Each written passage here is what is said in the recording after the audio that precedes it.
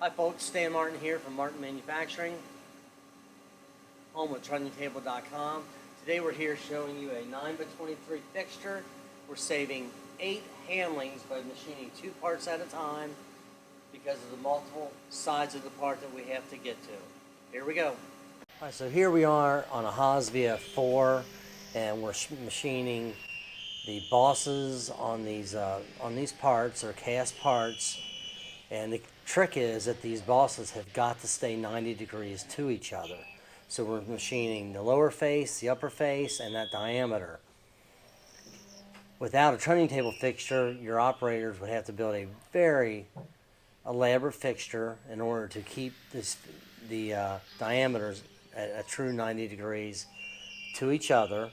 Well, the tricky part of that is that you can't see what we're holding on to, but it's a cast surface, a very irregular shaped cast surface of that.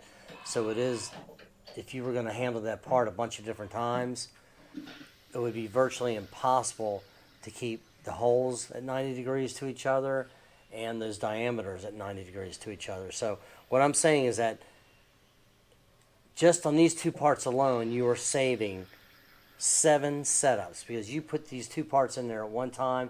We're doing them complete in one setup. So on 7 setups alone, if your setup rate is $75 an hour, even if each setup only takes you an hour, which it's going to take you a lot longer than that if you had to make a work holding fixture, we're talking about $525 in savings right off the bat by buying the Stallion 9x23 work holding fixture. So if you add that in, if you think about that in terms of number of jobs, and just literally 5 jobs, this fixture has paid for itself. And I would hazard to guess that it's going to take you a lot more than 7 hours to set up all these different angles and make special fixtures and all that rigmarole that we've all gone through for years to make special parts for customers.